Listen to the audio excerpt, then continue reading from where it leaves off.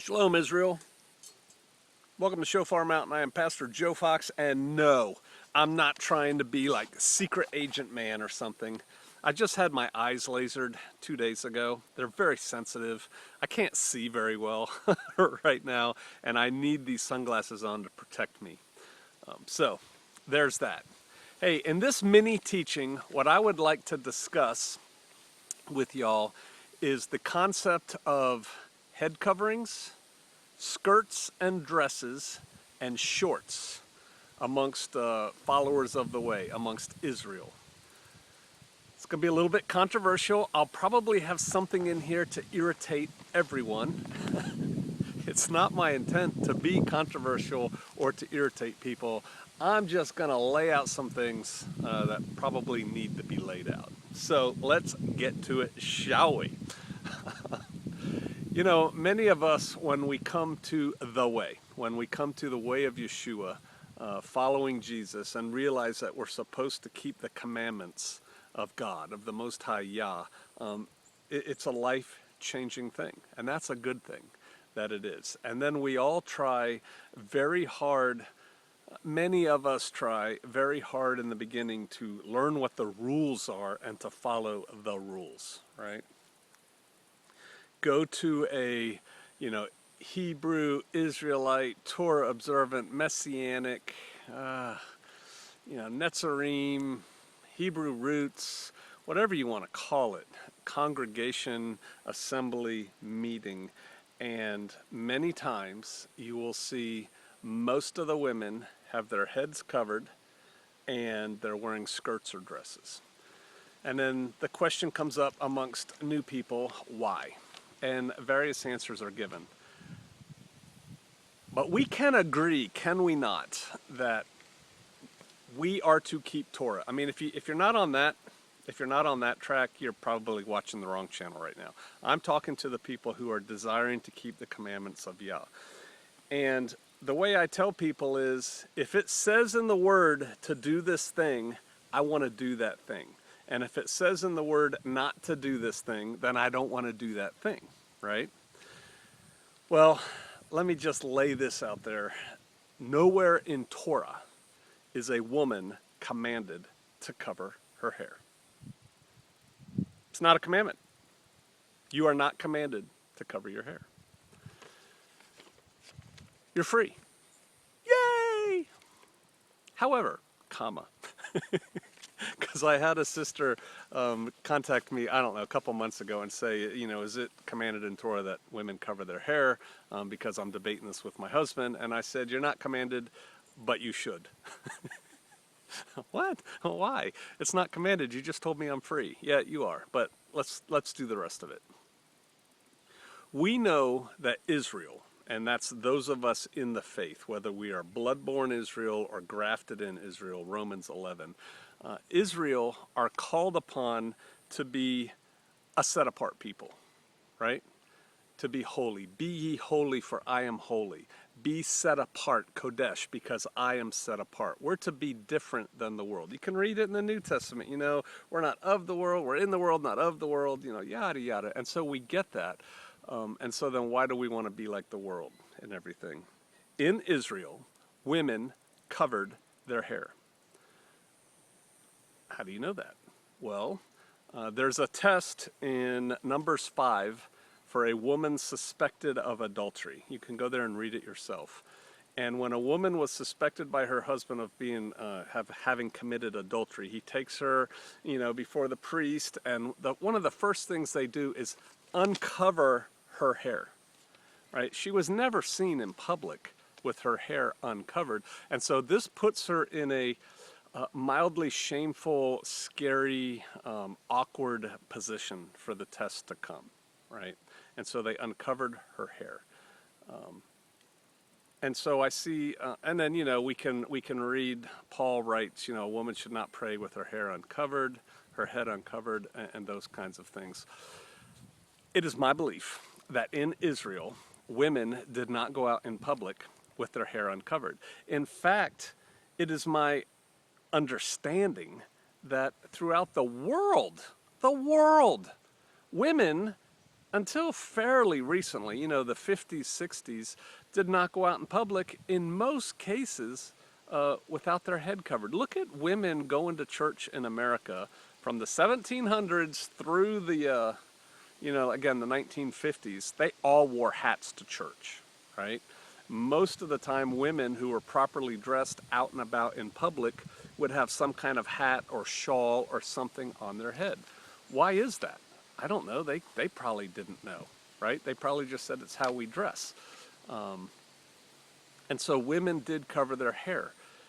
You know how Yeshua came, Jesus came, and I submit he didn't make the law, Torah, go away for sure. He didn't even make it easier. In a lot of ways, he made it harder. You know when he says, you know that you're not supposed to commit adultery, but I say unto you, if you look at that woman with lust in your eyes, you've committed adultery. And they're like, well, wait a minute, I didn't touch her. Yeah, but you looked at her with lust in your eyes. You ever think about that? You ever think about how we're wired, how men are created by the Creator? You know, the Creator has created us, human males, with a drive, right? A drive to reproduce, a sex drive. And when we look at what we consider attractive women, that triggers something in us. So then how is a man supposed to not look at a woman with lust, you know, in his heart? Or if he does, he's committing adultery. Because as soon as we see an attractive woman, those chemicals start firing in our brain. I'll tell you how. Most cultures had a different hairstyle for single women and married women. And I'm going somewhere with this because it is my belief that married women in Israel should definitely cover their hair in public. But single women need not do so. It's silly, in my opinion, for little girls to have head coverings on, for teenagers to have head coverings on. And I'm going to explain why. Many cultures have, for the women, a different hairstyle for married women and unmarried women. You know, American Indians would do the hair one way for the maidens and one way for the married women, the world over. I believe that in Israel, the married women wore head coverings and the single women didn't. And what that does when Yeshua is talking about, if you look at a woman, not a girl, not a maiden, with lust in your eyes, you're committing adultery. That's because when they would scan across a crowd of people, all the married women had head coverings on. And so once you see that head covering, your brain does not allow itself to go there looking at that woman because she is married to a brother. She's married, so now she's my sister. I'm not even looking at her. Whereas all the women without their head covered, they're potentially acceptable as mates. And yeah, we're probably going to get into polygyny in a future video, which will also irritate almost everybody who watches it. But, so they could look out over the single women and they could tell in an instant who was single. And then it's like, okay, there's going to be some lust in their heart. It's just the way men are wired. But when they see the obviously married woman, you don't look at her. You don't look at her in that way. You don't think those things. And I think that's what he was talking about. So how do I support Israel, married women, head coverings, single women? No. Do you remember the story of Rebecca? And, you know, the servant is sent to go pick up Rebecca and bring her back for Isaac. You can read in Genesis chapter 24 that when Rebecca rides back on the camel, and it says, I like the word, she alights, right? She alights from the camel. She jumps down off the camel because she sees Isaac walking out to meet her. And what does she do? She puts a veil over her head. She puts a head covering on when she sees her betrothed. And so the whole time she was hanging out back at home, hanging out at the well, coming with the guy who's bringing her to Isaac, she doesn't have her head covered. Does that mean she's a loose woman? Does that mean she's a hooker or a prostitute or, you know, whatever some people say women who have their head uncovered are? No, that isn't. She was single. And until she actually saw her betrothed and realized, yep, this is the real deal. I am now betrothed. And in that culture, when one was betrothed, it was basically the same as being married. You are promised to this person. At that point, she's a married woman, and so she covers her hair. Go read that yourself and explain why she wasn't wearing it the whole way she was traveling with these dudes on camels, right? It's because she wasn't married. And then once she sees her husband, she is. And so I think we are called to be set apart. I think married women should not go out in public with their hair uncovered. I got on a woman one day at our church, at our congregation, at our assembly. She'd come a couple times, and this was one of the last times she came because she had her head covered, and she was wearing a dress. And she said, "Yeah, I only cover this for Shabbat." And I said, "Then why bother? Why are you bothering to only cover your hair for Shabbat if you're walking out in the world?" And in fact, she was walking out in the world looking like the world. My wife saw her in a store one day. Who are you fooling? You know? And what do you care if you think you're fooling me because I'm just, PJF. You shouldn't dress differently for church than you do the rest of the time. You should dress the same all the time. Nothing you have is comparable to the glory of Yah. Everything you wear is filthy rags compared to him. And so there's no need to dress up. You either dress the way you think you should dress for the Father or you don't. But it's not like he's only looking at you on Shabbat, right? And so to women who don't wear head coverings, I'd say don't wear a head covering. Don't even do it at Shabbat. Now, if you're going to a church or a congregation or something that requires that, then of course you have to do that. But, if it's just you, why are you playing games? Why are you trying to fool people? Why don't you be honest and own it, that you're not doing it? Having said that, I think married women should cover their hair. It's a cultural thing. We're not supposed to be of this world, right? We're supposed to be a little bit different. So let's talk about skirts and dresses, because that's another thing that seems to be big in our culture. It is expected, that's passive voice, but work with me. It's expected that women wear skirts and dresses. Deuteronomy 22, it says, a woman shall not wear that which pertaineth to a man, right? And then the argument goes, well, jeans, trousers, those pertain to men. Says who? Says who? Because when that was written, Deuteronomy 22, that a woman shall not wear that which pertaineth to a man, and then it was echoed again later in the New Testament, men were wearing what I call man dresses, right? If you put a woman today in what men wore then and walked around, it would look a little ugly, but nobody would think she was trying to dress like a man because it would be a dress, a shift, right? That's what men wore. They didn't wear trousers back then. Not in that area. And the Vikings wore trousers, but again, not then, right? There weren't any Vikings back then in BC. So a woman shall not wear that which pertaineth to a man doesn't mean she has to wear a dress or a skirt. But Pastor Joe, this is another one of those. There's no rule on it, but you should, right?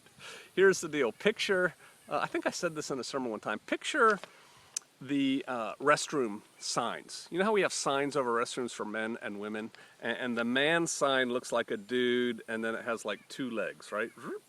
Like that. And the women's sign looks like hair, and then like a little triangle, and another triangle for a skirt, and two little legs sticking out, right? Skirt, women, trousers, men. Culturally, around the world, across cultures, women wear skirts and dresses. Just in this country, I think probably in the 20s, probably women started wearing trousers. And back then they were certainly wearing that which pertaineth to a man, because no women wore them and only men wore trousers. In this country, do you know there's countries where the men still wear skirts? Yeah, all over the Pacific Islands and in Burma, the men wear, these sarong things. They don't wear pants. Some of them do, but a lot of them don't. And so women wear skirts or dresses and men wear pants. So what about today? I'm telling you, there is a way for a woman today to wear jeans and look like a man. And there's a way for a woman today to wear jeans and look just like a woman, right? And so it's not the same thing. When we read that a woman should not wear that which pertaineth to a man, it means a woman shouldn't try and look like a man of the day in the culture that it was expected of them. Again, remember, men wore skirts or dresses back then. A shift. So if a woman's not supposed to, it has nothing to do with trousers, right? It didn't have anything to do with that. And so, why do women wear skirts and dresses across cultures? Because they do. Plumbing. It's plumbing. You know, here, we're going to get a little graphic, but, you know, if you have kids in the room, take them out. You can bring them back if you think they can hear it later. I'll wait. Pause. Okay, check it out. If you're healthy, you're going to urinate several times a day, right? You should be. If we're living in a huge, crowded kind of encampment out in the desert where there's no porta potties out there and you have to pee, a man can go over there and he can turn his back on everybody and he can do his business and he doesn't look naked. A woman, if she was wearing trousers, would have to drop trowel almost to her knees and squat down to pee. And everyone would see her hiney. It's the truth. Whereas with a skirt or a dress, she can just hike it up, squat down and pee and get up and go. And they still do it today, right? Because of that. And in Burma, the men squat to pee because they're wearing these sarong things, right? Truth. All right, a little bit graphic, but that's why women have worn skirts and dresses. Well, today it's not like that, right? Horseback riding. Women shouldn't ride horses, Pastor Joe. Show me where it says that in Torah. If a woman's going to ride a horse, we don't do side saddle anymore, right? Wearing pants is probably a good idea, right? And so my personal thing, and here again, let me just, truth in advertising, my wife does not go out in public without her head covered. My wife does not go out in public without either a skirt or a dress on. Why? Because she thinks she should. She doesn't think she's commanded, she thinks she should. She's set apart, she's Israel, and she's trying to make a statement. And let me tell you something, she makes a statement. People notice her when she's walking around because of the way she does. Around here, right now, she doesn't have her head covered. There's nobody here except us right now. She doesn't have her head covered, and I think she's got shorts on. Let's talk about shorts. Because that seems to be a big thing too. You know, you can't wear shorts. I agree, one shouldn't wear booty shorts. One shouldn't wear the kind of, when one is around other people, one shouldn't wear the kind of shorts I used to wear in the military when we would do, you know, physical activity, these little short ranger shorts, because they're just too revealing. They're not modest.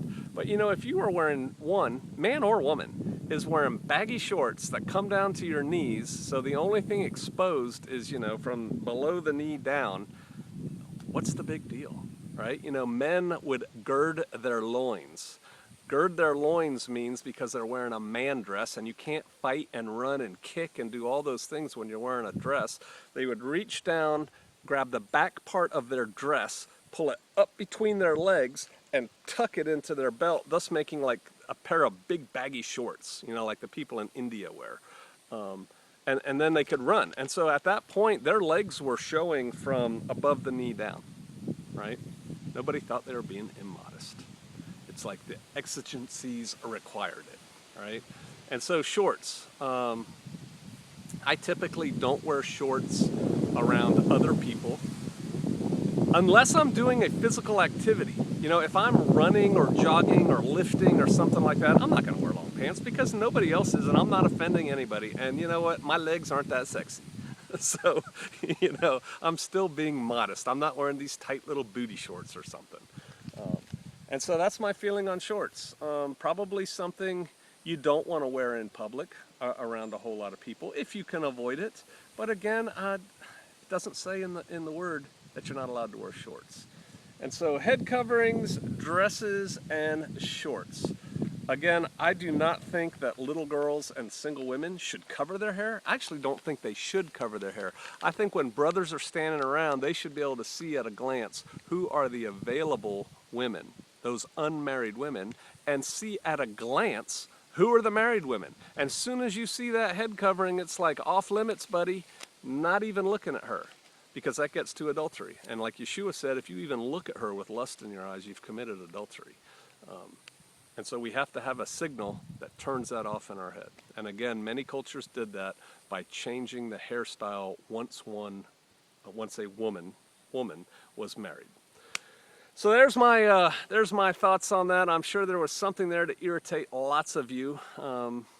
Women, if you're married, you should cover your hair in public. And you should really consider wearing a skirt or a dress.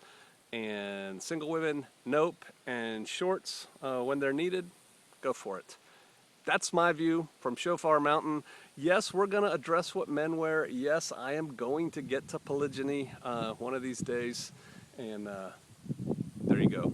All right, be blessed. Shalom.